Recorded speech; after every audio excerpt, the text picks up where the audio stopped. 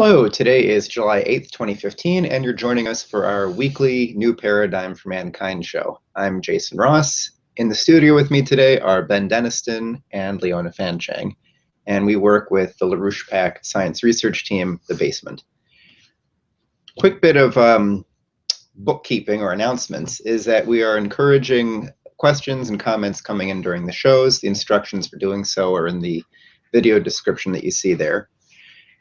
As for the political context that we're meeting in, the really excellent development that has just occurred is that the 21st Century Glass-Steagall Act has been introduced into the U.S. Senate by Senators Elizabeth Warren, Maria Cantwell, John McCain, and Angus King. This is a major development to go along with the bill that's been introduced into the House. And I don't think it's too much of a surprise that it comes in the context of the eruption that's taking place around Greece, where there's a turmoil between people who are saying Greece should pay all of its debts and those who recognize that the model of the 1953 debt conference that was organized to reorganize Germany's debt after the war would be the appropriate model for today, to write down the unpayable aspects of the debt. On that front, the new development bank, the BRICS Bank, is officially open. It's begun after a meeting of the finance ministers the other day, and both the LaRouches had comments on these. Lyndon LaRouche believed that the introduction into the Senate of the 21st Century Glass-Steagall Act could be an igniting process and is crucial, he said, for preventing war. That without this financial reorganization, without a shift on this front, the pressure for war will not be able to be stopped. He said, only Glass-Steagall can prevent world war. It is the only sane solution. You have to bankrupt Wall Street and London, and Glass-Steagall is the only way to do that. Either we get Glass-Steagall now, or there is no answer to the international money system.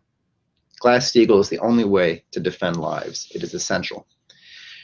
Also, Helga Zepp-LaRouche was interviewed for 20 minutes, broadcast prime time in Russia on Radio Sputnik, where, just to read a short excerpt of this really excellent interview I encourage everybody to listen to, she described how to think about the new paradigm. She said, the way to look at it is not from the standpoint of the interest of one country, the present interest of one country or a group of countries, but how do we define the future of humanity? Where do we want to be 100 years from now? Do we want to be extinct, or do we want to grow up as a human species? So within that context, I believe that the smashing of the green idea that we should all commit suicide is an appropriate topic to get going on the front of science. Yeah, I think, this is a dramatic convergence of events we're looking at. And, part of the whole picture on the war front, on the old paradigm, the dead paradigm that we need to throw off, is this whole green movement, this whole depopulation policy by the British royal family and all their official orders and dominions of the British Empire and all their official titles they give to their operatives and agents like Schellnhuber and the like. And this is, as we've covered, this is picking up steam in the build up to this Paris conference, the very end of November into early December this year, which is the official UN climate change conference, where they're going to be trying to get a new treaty signed, a legally binding agreement where nations will commit to saying we're going to reduce our carbon emissions, save the planet, dance with polar bears, whatever they fantasy they propose of these things. So there's obviously a major escalation to push this thing through, and as we've covered and Mr. LaRouche highlighted as a very big dramatic development in this, is they've somehow moved in and convinced the Pope to go along with this thing, which is a huge blow to the human race, to have the head of the Catholic Church now signing on to a policy which is effectively a depopulation genocide program. But the point is, in all this, the issue is not climate change. The climate actually hasn't been changing that much the past 18 years or so. The so-called global warming actually hasn't been occurring for almost 2 decades. The temperatures have been flatlined. And all this talk about, major storms and flooding, and it's all crazy. It's all way overblown. But the people who fight it on those levels don't get the real issue. The real issue is the fact you have this Zeusian ideology in the British monarchy, and they think that the vast majority of people, first of all, there shouldn't be that many of them. You know, they're talking about reducing the world population to like 1 billion people in that range. And most of those people that would be left, assuming you could even do that, which you probably couldn't, would, under their idea, be kept in the same state that Zeus kept the peasants, the common people, in his time, according to the Tales of Aeschylus. Uneducated, lower class, you know, kept the same way you might keep a herd of sheep or something, or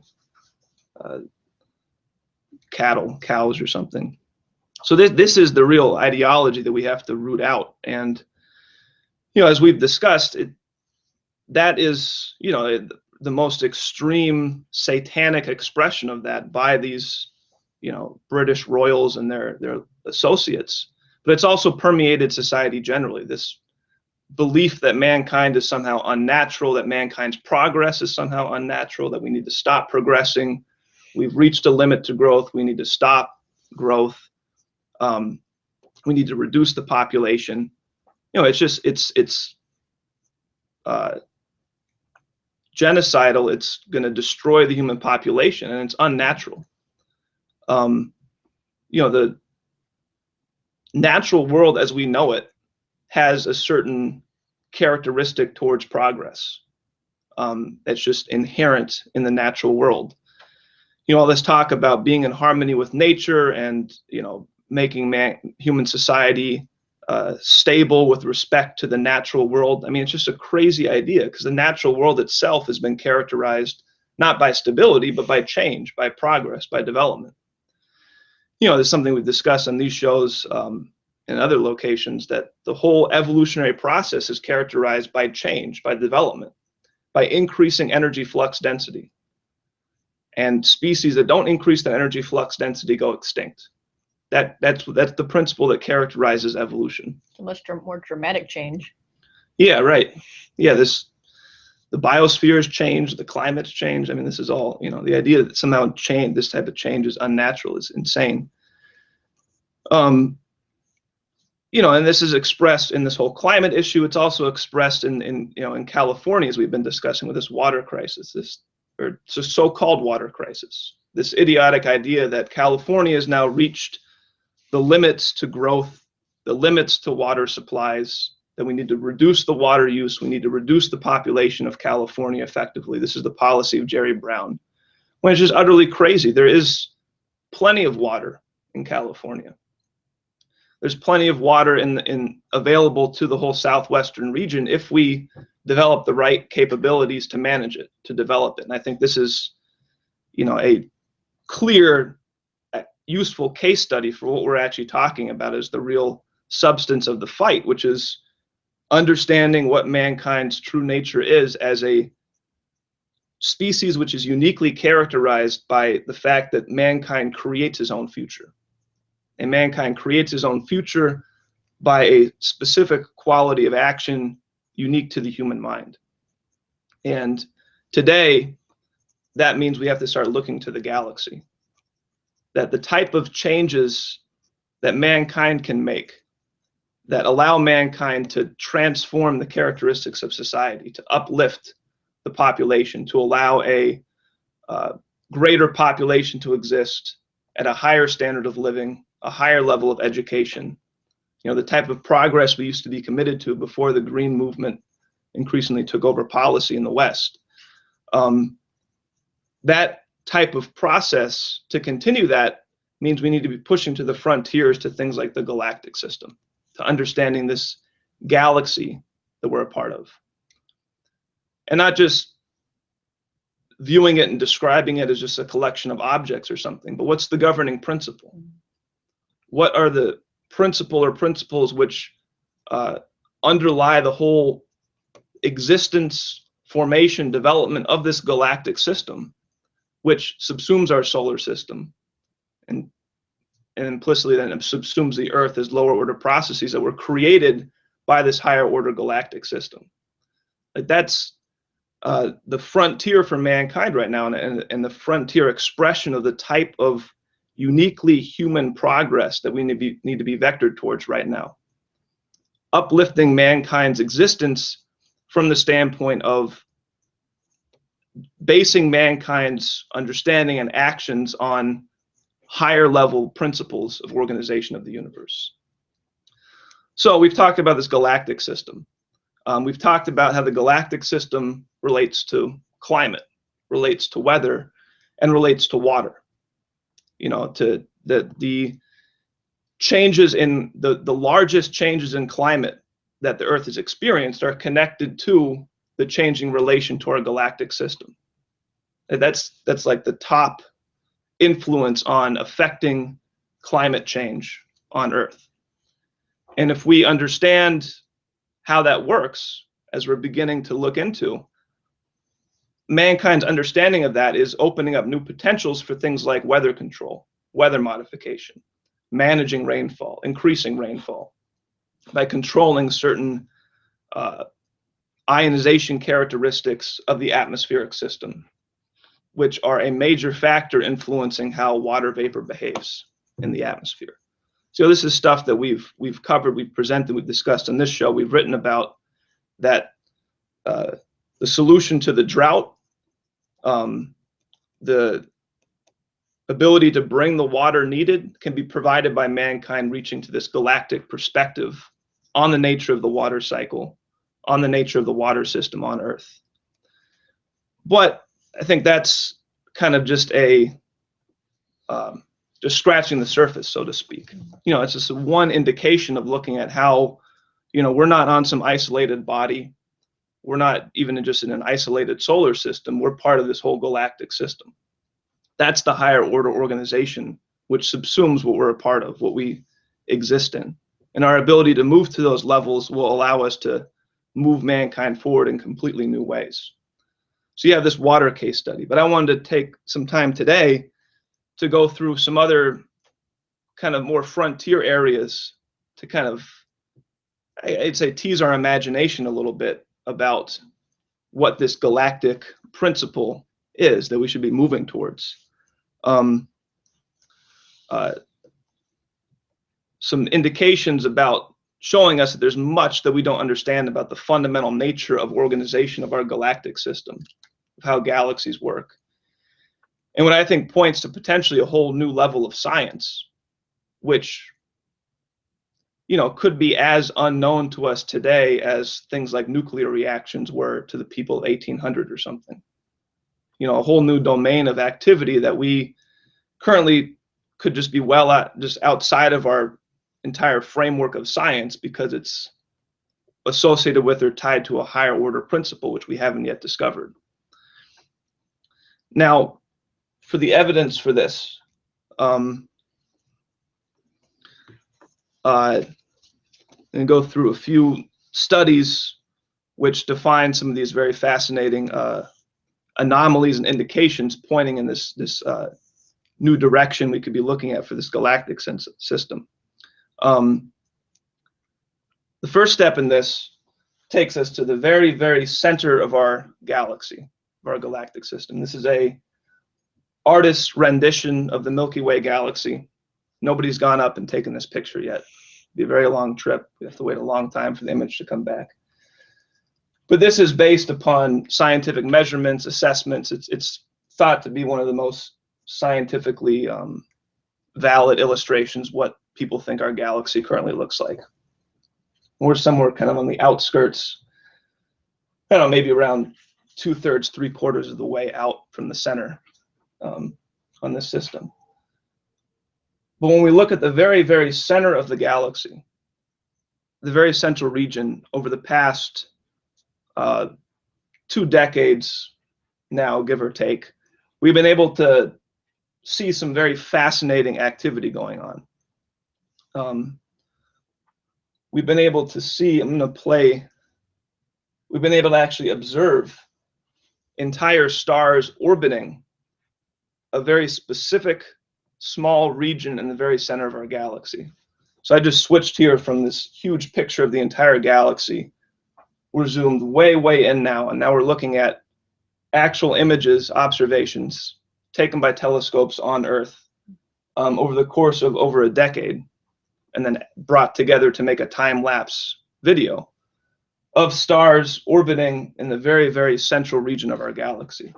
So I'm going to play this video here. You can see the years are being counted up in the upper left there, and it's repeating going through. So it goes from 92 to 2002.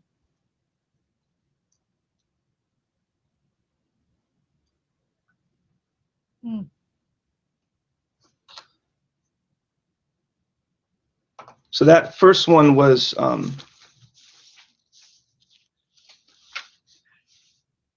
images taken with by the European Southern Observatory with their very large telescope array, is the official name. Here we have other images. It's obviously false color. They obviously did some touching up of what the images look like, but this is based again on actual data, actual observations. And again, we have the years running now in the upper right. And this was done by a different telescope, by a different team, the Keck telescope on Hawaii. So play this one through. Again, we're looking at entire stars orbiting some relatively small point at the very center of our galaxy. Which we can't see. Right. They've added a white star there to show you where the location is. Here they've added a little cross to show you where the location is. But yeah, that's the thing. So now when we look there, we don't see anything there. But now we've been able to observe entire stars orbiting this region.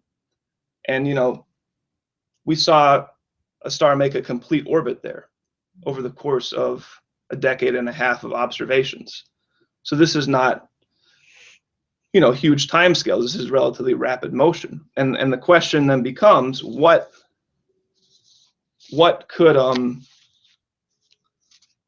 could cause an entire star, entire series of stars, to orbit so rapidly around some one location?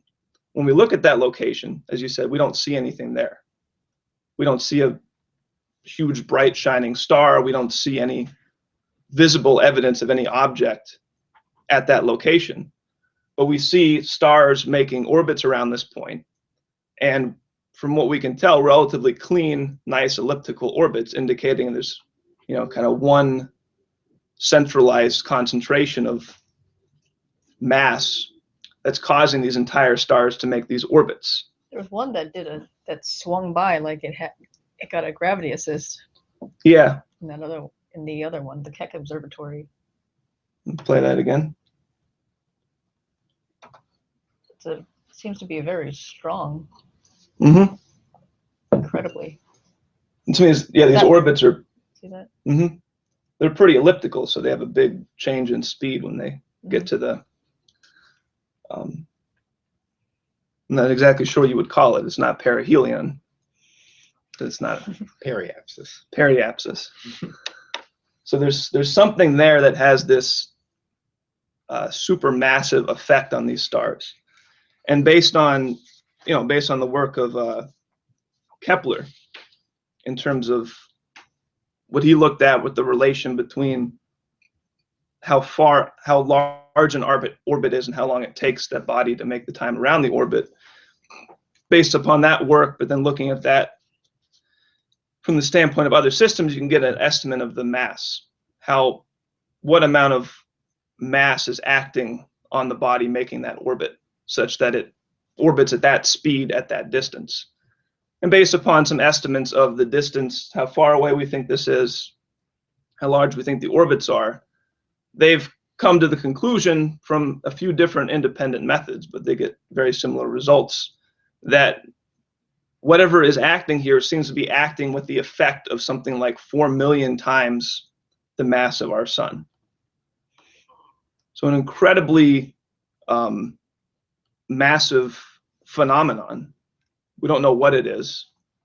You know, this is taken to be the best evidence of so-called black holes, supermassive black holes, which is kind of an element I'm not really going to get into, because that's, you know, a whole nother subject of the discussion of exactly what is a black hole. You have certain a certain conception that comes out of the mathematical framework of Einstein's general relativity,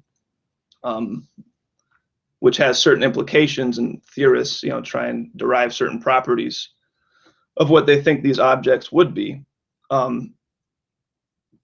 But the theory aside, what we see here is evidence that there is some kind of supermassive thing going on there, which appears to have the effect of something like 4 million times the mass of our sun, which is causing entire stars to make relatively rapid orbits around this point. So there's something going on there. Whether it's a supermassive black hole, the way some people define black hole, it's an open question exactly what it is, but there's something occurring here which is anomalous, which is outside of our current understanding, which we just don't yet understand. Now, I'm going to take this another step, which I think adds another very interesting element to this whole question of what is a galactic system. What is this what is the principal organization of galactic systems? Because this is some type of supermassive phenomenon. But we're looking at the very, very, very center of our galaxy here.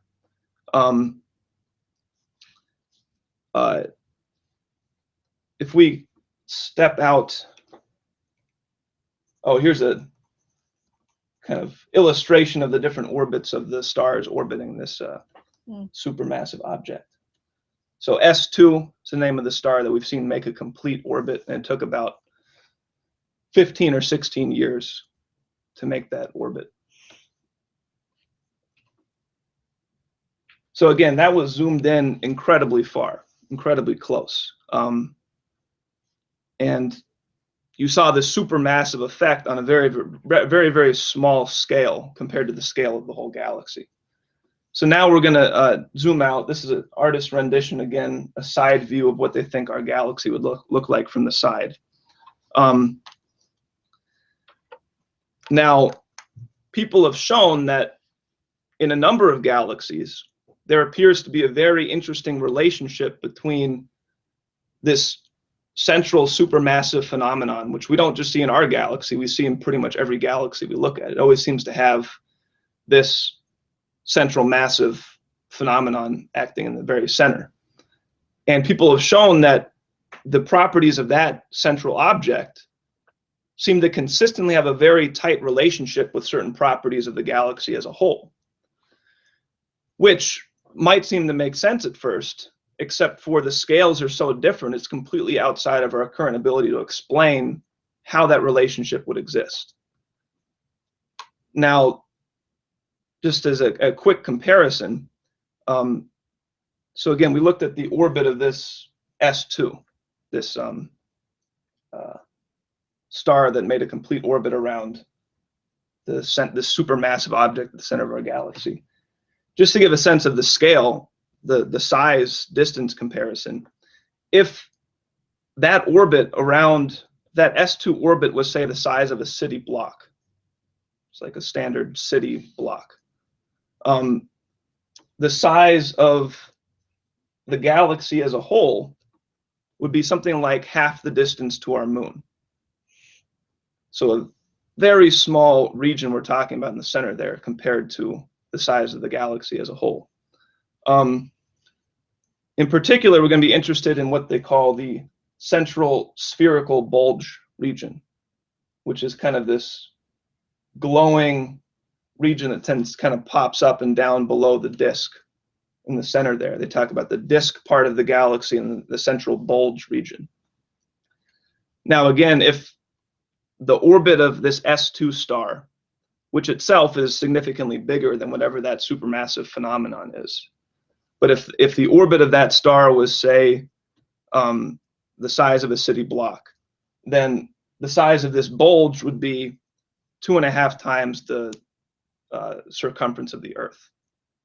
So again, just to give a sense of the huge distance scales.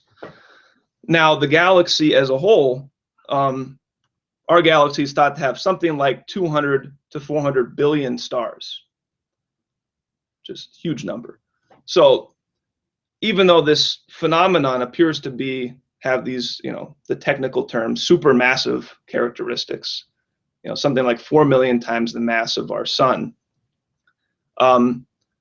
That's not a whole lot compared to the galaxy as a whole, which is, a couple 100 billion solar masses times the mass of the sun, at least. More than that, they think, but at least there's hundreds of billions of stars.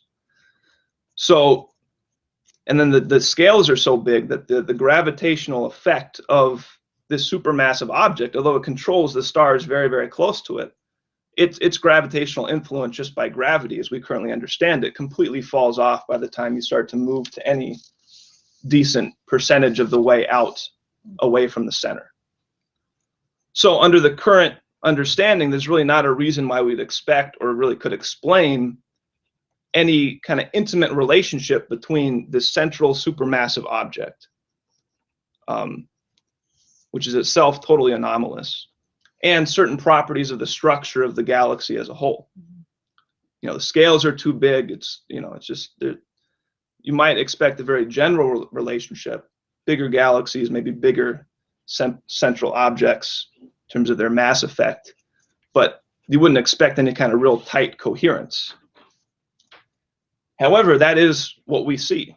There's been a number of studies done looking at different galaxies, different galactic systems, and what they've been able to consistently show is that there's a relationship between how massive they think this supermassive phenomenon is at the center and how massive they think the bulge structure is of the galaxy which contains it. This is a plot from one study with data from actual galaxies, showing that as the galaxy gets larger, has a larger bulge structure, you get a very clean linear growth in how big they think or how massive they think this supermassive object is at the center. Here's kind of a more general illustration of the principle without actual data, just an illustration of the general relationship they've seen and demonstrated in a number of studies. So this is totally anomalous. This is something that is an open question in astronomy and astrophysics. How it is that, despite the fact, one, what this supermassive object is alone is an unknown, it's an open question. Two, how you get a relationship between this thing and this global global characteristic of the galactic system as a whole. Why there would be a relationship there? How can we explain that? There is not any really accepted, clear way that can be explained with our current understanding of physics, our current framework of science.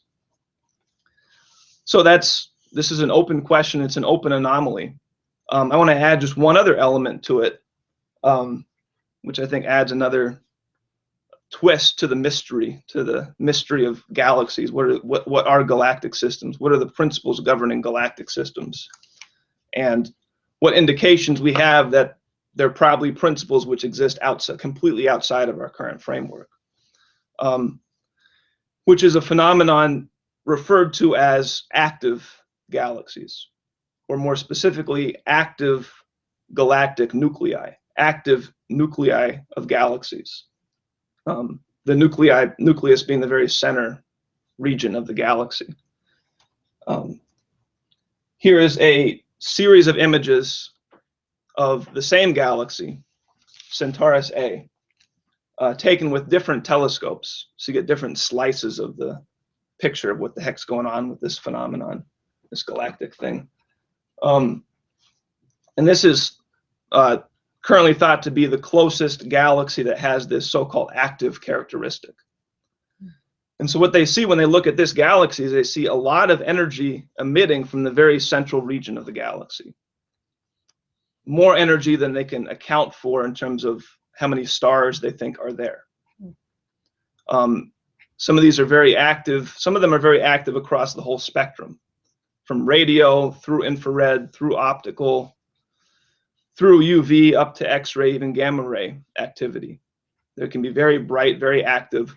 Some are brighter than the whole galaxy itself, coming from a very small region in the center of the galaxy again.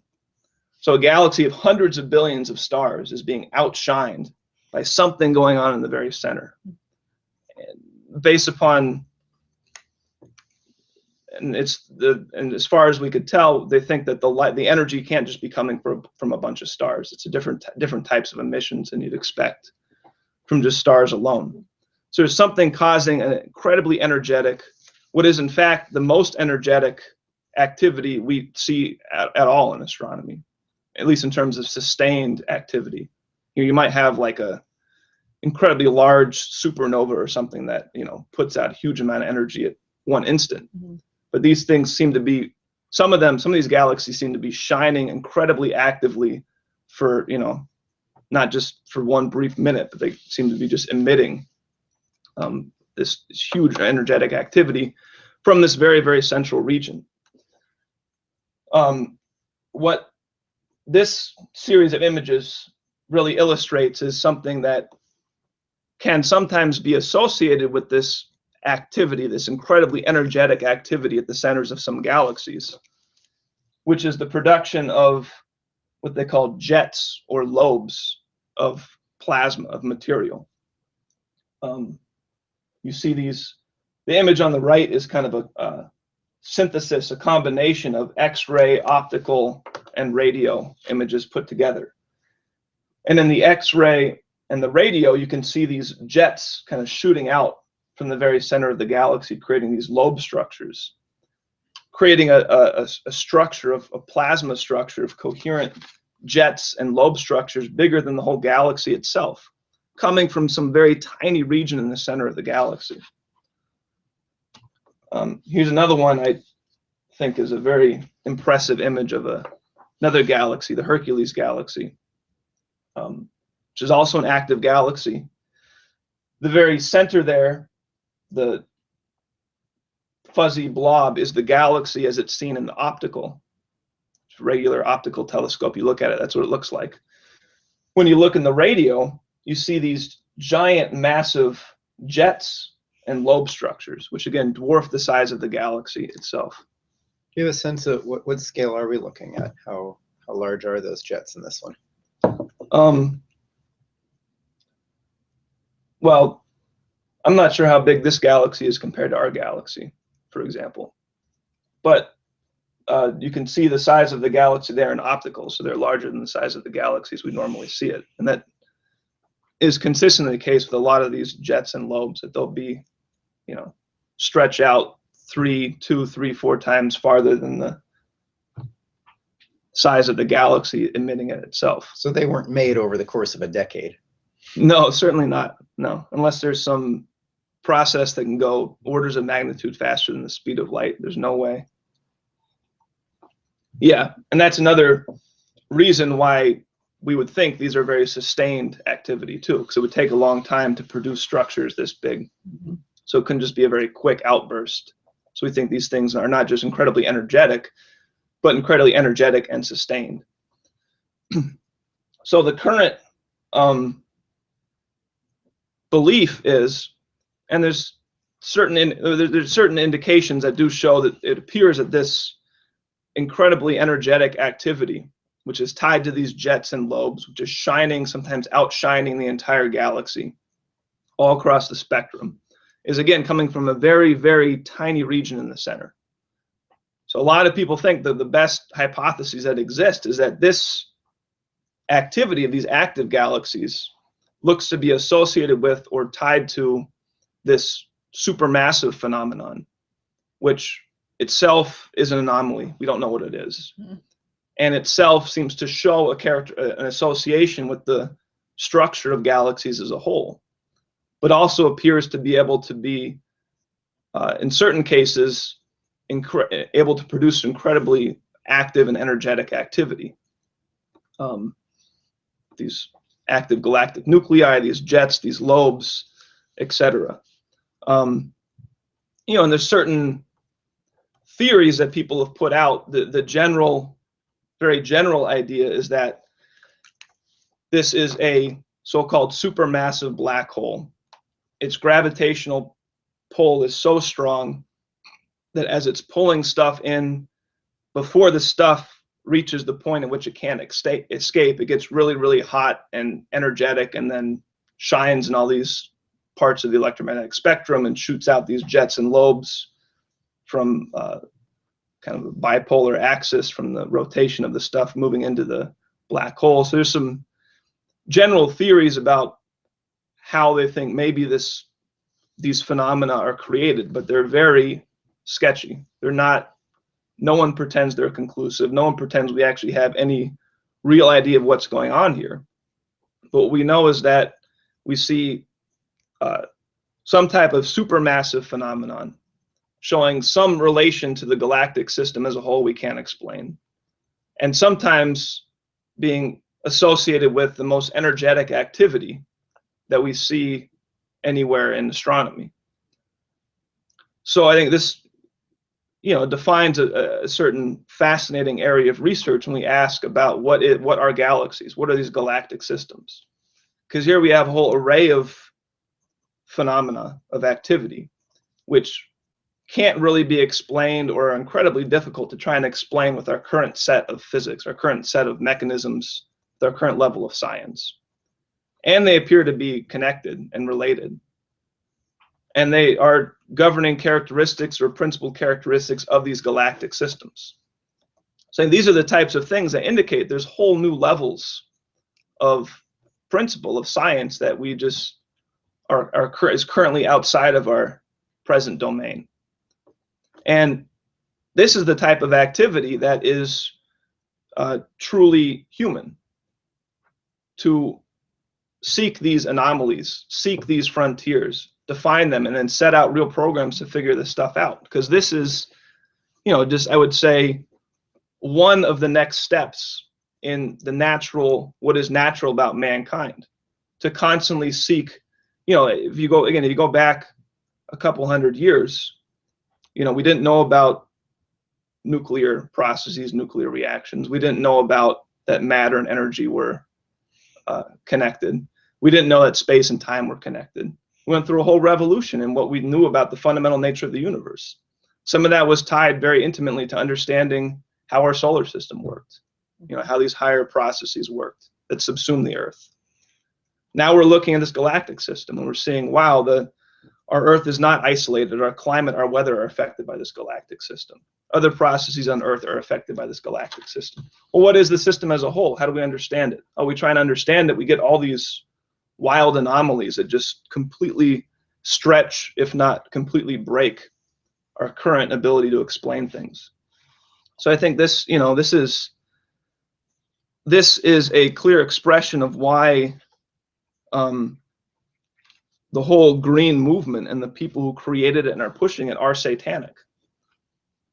Because this is mankind's true nature, to reach to these higher organizing principles and reshape mankind's activity to be in accordance with or to increase our potential for action based upon going to these higher principles of organization of the universe. That's something unique about mankind. And that allows mankind to grow, to increase its population, to support more people to higher living standard. So when these people are saying that we need to stop human growth, human progress, they're denying the very fundamental essence of mankind as a creative force, as a potentially galactic species. Really. I mean, now we're kind of, this could be said to be the deciding point on whether mankind will choose to move in the direction of a galactic species or fall to the Zeusian satanic genocide program of this oligarchical class. Those are the two directions before us now, and I kind of wanted to just give a taste of some of the fascinating anomalies and frontiers which exist in trying to understand these higher order galactic systems. And who knows what this will mean for mankind when we really discover what's going on. Mm-hmm. Yeah, it really, it's not even the fact that we can measure and go to these places, but it is the fact that you can act on that level with that understanding. Mm-hmm. So like you say, we had a big breakthrough with nuclear processes, with relativity. that led us to understand the universe in a completely different way and act in that domain. And now you see the results of that revolution. Mm-hmm. Prior to that, really, Kepler made a huge revolution in just defining that the basic principle of the universe is change. Mm-hmm. And that itself, which seems to be so minor today, was this huge revolution. Obviously, there are other things we've gone through which are very important about what Kepler did, but when you were describing this whole galactic process, I was imagining all of our measurements and all of our science to be this little tiny linear approximation of the whole process. You've just measured this.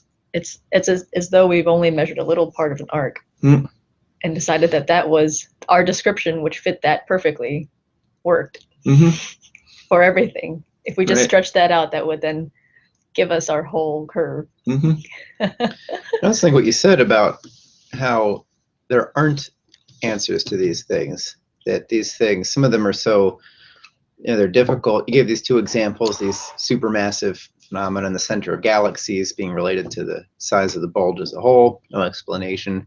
How on earth this, spinning stuff around it is creating these jets? There's not a work through explanation. Makes you say, well, that obviously this is the sort of thing that would be where a new idea would come in. I mean, you said linear in respect to what we currently think principles are, or how can we, based on our current explanations, explain what's happening here? It's like the wrong idea. I think it was Kelvin who got the wrong idea about, I might be wrong about that, who had gotten the estimate for the age of the sun that was way off, because he said, well, it must be burning something. Must be, must be chemical burning, and therefore, here's my conclusion. If if that's how it's operating, right? Yeah, and I think this goes to the work you're doing on the whole 1900 thing. Because why would you assume we would have to approach it from the standpoint of the current framework of science, and not just say, well, there's probably stuff we just don't even know yet going on here. That is a totally controversial idea, and people get their asses kicked in academia for even trying to raise that. There's people who are called fringe scientists and other things who pose just basic hypotheses, saying, well, there's stuff going on here that we just really can't explain with our current activity. Maybe there's these new principles acting, and they just get crushed by this. I think really the legacy of this Hilbert Russell effect, this attempt to say that science is done, we've got the complete framework, we've got the maybe we need to work out the details of how certain laws or mechanisms produce things that we see, but there's nothing fundamentally new to be discovered. It's all going to be able to be derived or deduced from our current set of principles or our current set of mathematical laws, and that's just totally dominant still in academia and science. These types of activities, that people just get driven out. We've talked about the work of Halton Arp before. He had certain ideas that contradicted mainstream scientific astronomical views, and they stopped them from being able to use the telescope. They just started denying him access to using the instrumentation to do his work, because they said, well, you're not in line with our fixed view of how things are, and you're posing some wild new ideas that are outside of our current understanding. Therefore, you're denied, you're out. And there's a bunch of cases like that. Whether these individuals are completely right or not, that's not decided. But the point is, you're looking at totally new processes, which are having activity that you never would have hypothesized under your current limited framework, but it's occurring, and then you're going to attack the people and try and deny the people who want to just take some fresh, honest hypotheses into what's going on. You see it even on a much smaller scale, where people studying the impact of the galaxy on the weather, trying to understand the impact of galactic cosmic rays, trying to model past cosmic ray environments that the Earth, our solar system and the Earth had passed through, to get a better understanding about changes in climate trends over time, and how that gets, attacked dramatically. I mean, because I suppose that's a clear example where there's a fanatical insistence that the science is settled on global warming, even though there's no field in which the science is ever settled. Well, they took a vote and they settled it. Oh, good. I'm so glad that some people took a vote and decided to speak for everybody. Yeah. Same people who told Kepler that the Earth didn't move because they took a vote and it was settled. It's a foreign idea to science. It's interesting that you see it there as well, very strongly in that field. Yeah. Just how rabid it is, people are just fanatical. We did get a question, and I think it's actually pretty appropriate. I'll read the whole thing, and you can find it for our viewers. You can find it on Facebook. Okay, the question is: it is difficult to understand the level of cognitive dissonance which a mind requires in order for a person to believe that the very concept of their existence is a negative because they exhale carbon dioxide, and that a reasonable solution to this problem is mass death. How can people believe in the greedy environmentalist fraud and its mass population reduction agenda without understanding that they themselves will be the target of depopulation? Has the modern mass mind become so stupefied, so perverted, that underlying all pretenses, it actually seeks to murder itself? If evolution is predicated upon the development of mind, then perhaps an anti-mind philosophy does indeed seek to murder itself. How do we prevent these minds from harming the rest of us? This anti-existence sentiment seems to have infected itself through the scientific establishment, mass culture, and now within the Vatican. In some other circles, the concept of a meritocratic government, a meritocracy, is deemed the solution to mankind's ills. However, the problem here is that most people cannot identify what is meritocratic. Most people, including those who society ostensibly considers to have merit, the scientific establishment, for example, do not actually have merit, considering that the scientific establishment is the main source of support for greedy environmentalism today. Most people, including most of those who are deemed to have merit by society, would indeed believe that it is meritorious to simply let people starve out and die for the sake of reducing the concentration of a gas, insanely deemed to be a pollutant, when it is actually a fundamental plant food, and which the biosphere is currently starved of, referring, of course, to carbon dioxide. And so, are either a democracy or a meritocracy even equipped and capable of solving this insane problem? And the second question. LaRouche Pack and Basement Team are the only place where the concept of merit has been objectively, scientifically, and mathematically defined. One will not find this definition clearly stated anywhere else. And that objective definition of what is meritorious is found with the principle of energy flux density and the increase thereof. That is, any process, thought, and activity which increases the flux density of man's production and utilization of energy is what is meritorious. Merit is the increase of man's mastery of energy flux density, and thus can manifest its technology, but originates firstly in the structure of man's mind and the quality of thoughts within man's mind itself. This connects back to a decrease in the degree of cognitive dissonance a mind or mass mind holds within itself, and this is negentropic activity. So merit is that which is negentropic, that which decreases cognitive dissonance, and that which increases the potential power of man's mind, and is that which leads to an increase in the energy, in the flux density of man's production and utilization of energy. As an equation from physics, it is likened to the Stefan-Boltzmann law, where the energy flux density of electromagnetic energy, that is of light, is proportional to the temperature, its fourth power.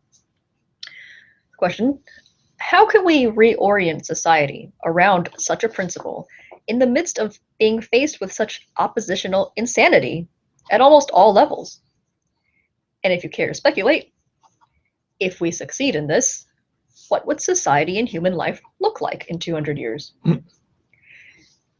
What will it look like if we fail? Wow, that's a sets a high bar, dear viewers, for the kinds of questions. That's a very good example. There are a few questions in there. Yeah, that's a good one. Well, I suppose, I don't believe that the willingness to commit self-murder reflects a great sense of nobility on the part of people who are going along with it. I think it's something else.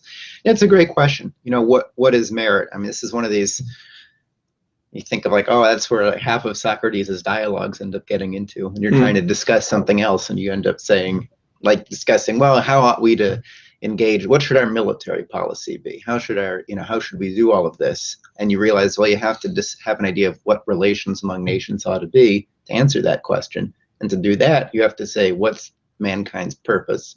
And how do we be good? What is virtue or merit? It's one of these things that lives everywhere. And I think that some of these aspects of this question point to the impossibility of creating rules about it, at least ones that will last forever. I mean, for example, what's the role of government with regard to bad ideas? I mean, it doesn't make sense to ban people from saying things. That's unacceptable. How does government play a role then in inoculating against stupidity? Currently, it's playing a role in inculcating it. I mean, the educational system is obviously related to the government. It's terrible. I mean, it's just terrible. If you're trying to prevent people from thinking creatively, couldn't really do a better job than teaching to tests. You couldn't do a better job than leaving out actual discoveries. And to the extent that you have any at all, only teaching results and formulas that you could use on a test or that sort of thing. And now even taking the music program out. Oh yeah, if you even still have music in your school, right? If you're one of the lucky ones who still has that.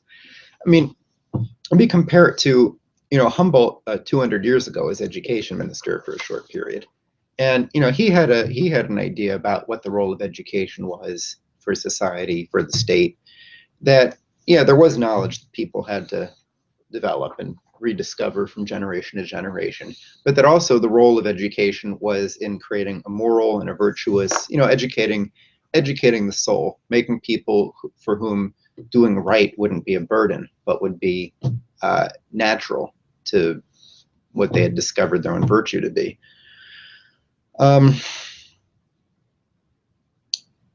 It's hard to think about where we would be in 200 years. Well, if we fail, I guess maybe in 200 years people will have rediscovered the steam. It's sort of hard to say what's the world going to be like after a thermonuclear exchange. Will people still survive? Some, it's going to be pretty bad, obviously. Where could we be now? Let's take it back. Let's say, where could we even be? We could think of where we'll be 200 years from now. I think we could also say, where might we have been today had the shifts that started occurring?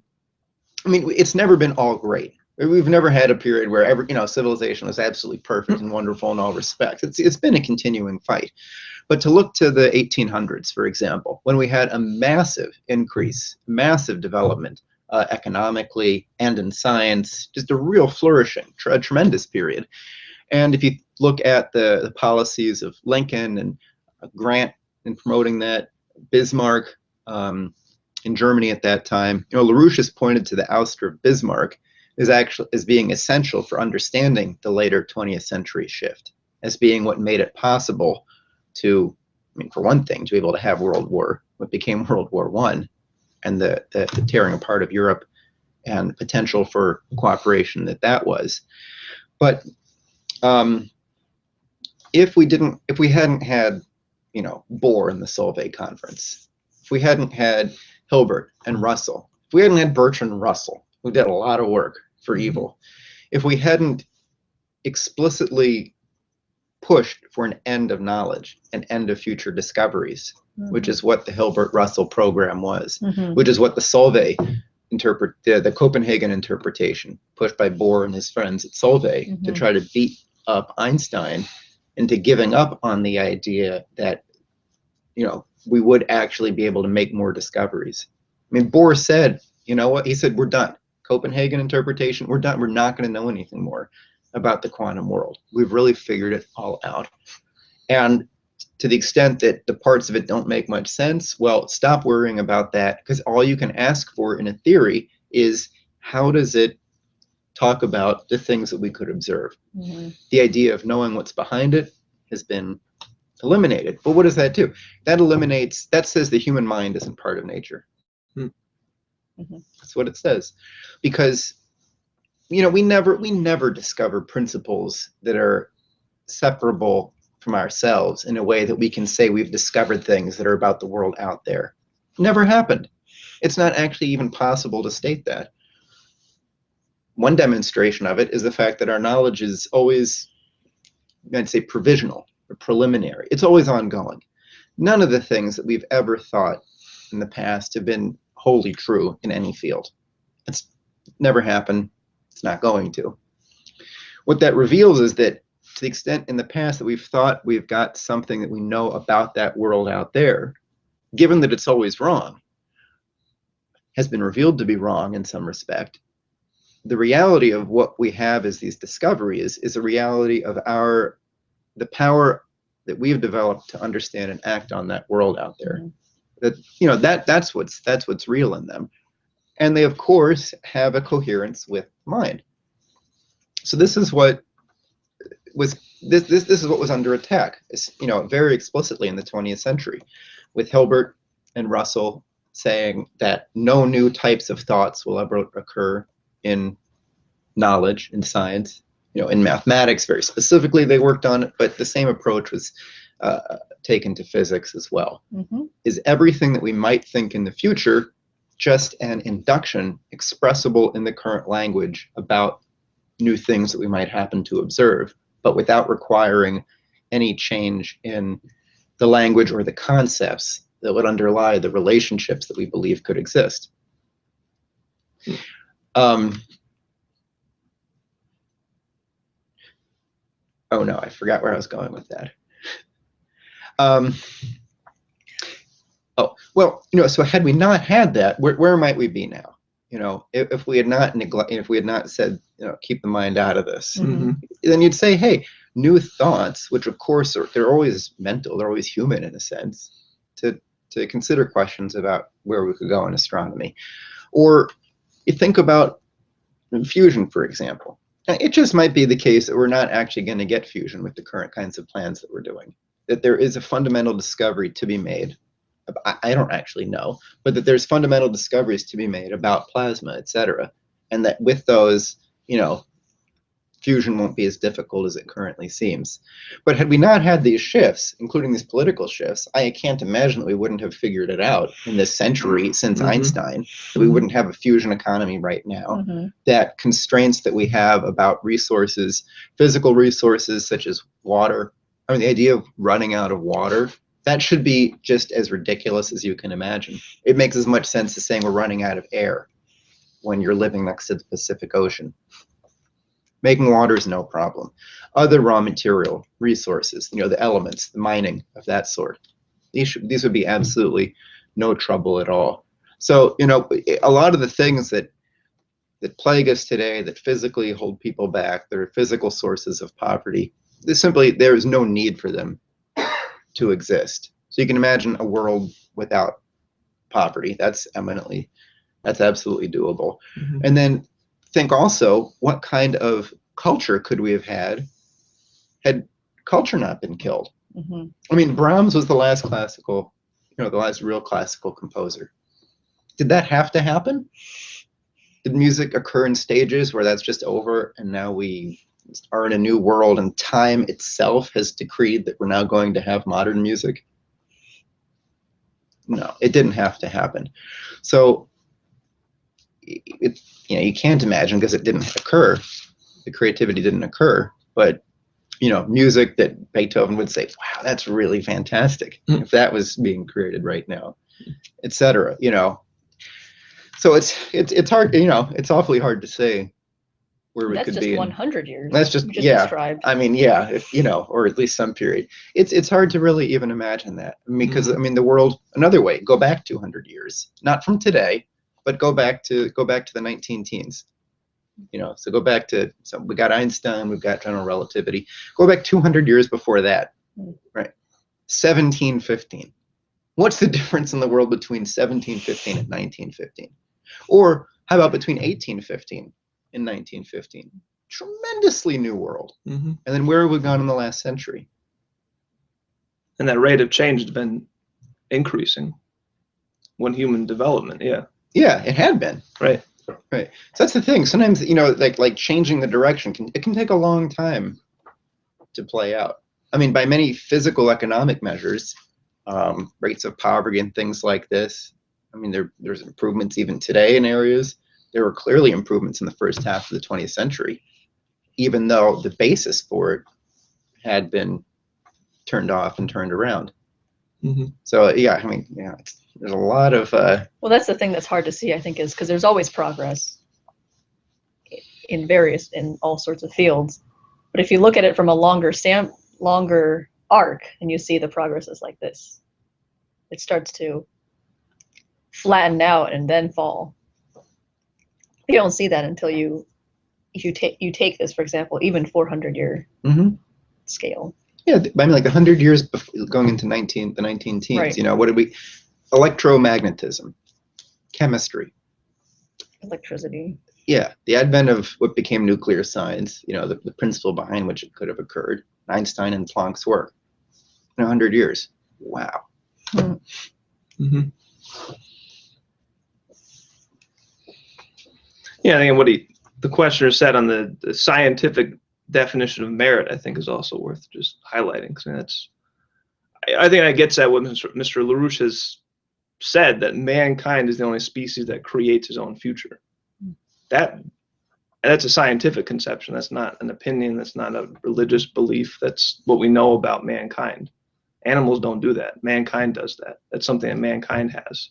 And that defines something very specific for what the individual does or does not do in terms of contributing to or participating in that process. Mm-hmm. You know, that is a clear way to have a very, you know, rigorous, clear conception of what morality really is for mankind. It's about creating something fundamentally new, which didn't exist in the prior state. Something that is the substance, the cause of society to move to a higher level. That's what makes mankind unique. That's what we can do. And I think to me, that's the deepest root of evil, this whole green ideology, because you're killing that. You're saying, don't do that. You can't do that. We're not allowed to do that. And you create a whole culture denying people the right to do that. If you say you'll do that, we'll throw you in the volcano. Right. And what does that do to children? What does that do to the generation? If you completely cut them off from access to the natural human process, that what makes us human, of creation, of creating the future. It's not creating a future that's just done. You know, we didn't just create a future and that was it. It's the process of creating the future, always creating. Creating is not just being born, you know, living and doing a 9-to-5 job and dying. Creation is contributing something fundamentally new. And when people do that, you know, their life becomes the cause of future generations, actual real change, which is attributed to that action of individuals. And so you deny that to people. It really is. And you can see the process of degeneration rooted in that. And I guess that's one thing that makes it difficult to think about going into the future, because the questions that people will be working on, you know, in terms of more and more people having access to that, in terms of society as a whole, people being more connected to that ongoing development, the kinds of questions that would be asked, and, you know, it's sort of unimaginable what they might even be that far into the future. Things, you know, problems we don't even realize are problems yet. Right. Mm-hmm. So, good. So I think that will draw our conclusion today to a close. Thanks very much, Joe, for the question. And again, to our other viewers, you send them in advance for the next show, etc. The instructions are in the video description. Certainly like to hear from you and get more discussion. Or send them in live while the show's going on. Yeah. Good. And look forward to being in touch in the near future.